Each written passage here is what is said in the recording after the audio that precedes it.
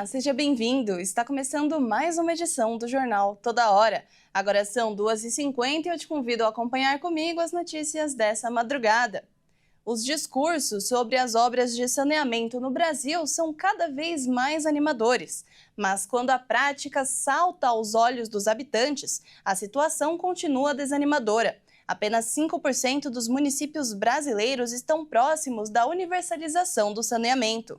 Menos de 5% dos municípios brasileiros estão próximos de atingir as metas de universalização do saneamento básico estabelecidas para a próxima década. O dado faz parte de um levantamento da Associação Brasileira de Engenharia Sanitária e Ambiental, que analisou mais de 2.500 municípios do país. O estudo aponta que os maiores desafios continuam sendo a coleta e o tratamento de esgoto, a destinação adequada de resíduos e as desigualdades entre as regiões brasileiras. A legislação nacional prevê que até 2033, 99% da população tem acesso à água potável e 90% à coleta e ao tratamento de esgoto. No entanto, a maior parte das cidades ainda está distante desse objetivo. Quase 74% dos municípios avaliados foram enquadrados na categoria Empenho para a Universalização, o que indica a necessidade de avanços significativos na infraestrutura de saneamento. O levantamento mostra ainda que, embora o abastecimento de água tenha registrado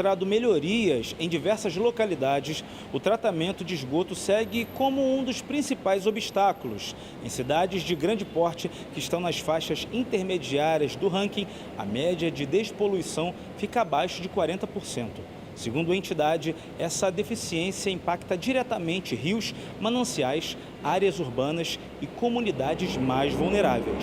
Também foi identificada uma relação entre a falta de saneamento e o aumento de doenças associadas à água contaminada e a ausência de infraestrutura. Entre elas estão diarreia, hepatite A, cólera, febre e tifoide. Nos municípios de pequeno e médio porte, com os piores indicadores, a taxa média de internações por esse tipo de doença chega a quase 199 casos para cada 100 mil habitantes. As desigualdades regionais no acesso ao saneamento foram igualmente destacadas. Enquanto o Sudeste apresenta os melhores resultados, o Norte enfrenta dificuldades e não houve nenhum município entre as categorias mais avançadas do ranking. Entre as capitais, Curitiba aparece como a única na faixa mais alta de desempenho, enquanto as cidades como Rio de Janeiro, Salvador, Brasília e Belo Horizonte estão um nível abaixo, mas ainda entre as melhores posicionadas do país. E mudando de assunto, a seleção brasileira já definiu as combinações de uniforme que vai utilizar na primeira fase da Copa do Mundo.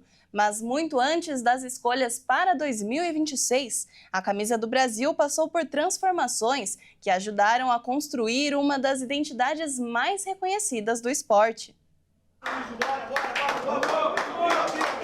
Com a Copa cada vez mais perto, a seleção brasileira já sabe como vai entrar em campo na fase de grupos. Contra o Marrocos, a combinação será tradicional: camisa amarela, calção azul e meias brancas. Diante do Haiti, o uniforme será todo azul e com meias pretas. Já contra a Escócia, a camisa amarela volta a aparecer com calção e meias brancas. Combinações que reforçam uma identidade construída ao longo de décadas, mas nem sempre foi assim. Antes da amarelinha, o Brasil entrava em campo de branco. De 1914 a 1950, o branco era a cor oficial, acompanhada por detalhes em azul nos punhos e golas. Com esse traje, o Brasil disputou as 4 primeiras Copas do Mundo. Porém, o uniforme ficou marcado por um trauma coletivo. Com essa camisa que o Brasil perdeu a final de 1950 para o Uruguai. Episódio que ficou conhecido como Maracanazo. Para muitos, o capítulo mais triste da história do futebol brasileiro. E como o futebol é mestre em criar heróis e vilões, o branco virou a cor do silêncio, de um Maracanã com 200 mil pessoas.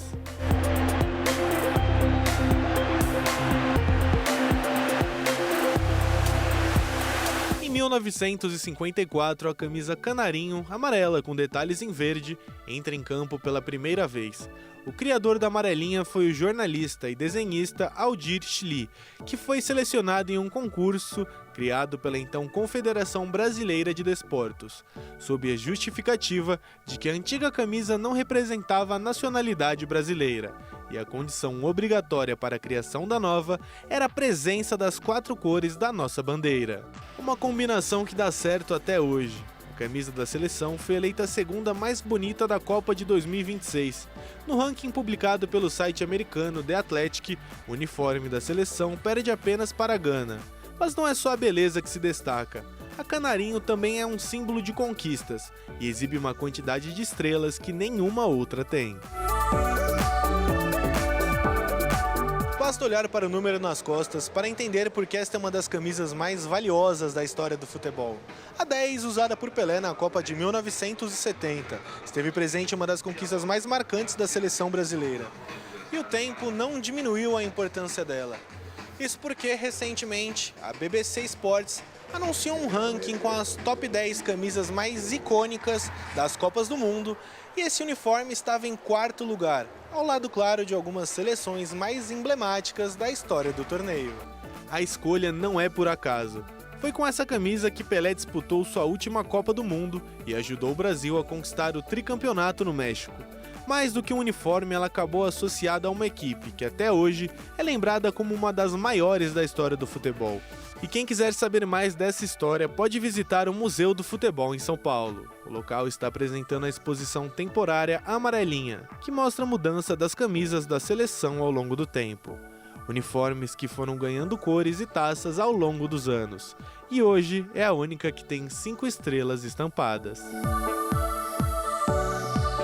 A última edição do Jornal Toda Hora dessa madrugada fica por aqui. Acompanhe nosso canal no YouTube, onde você pode conferir todos os nossos jornais e se manter bem informado. Tenha uma boa manhã e até mais!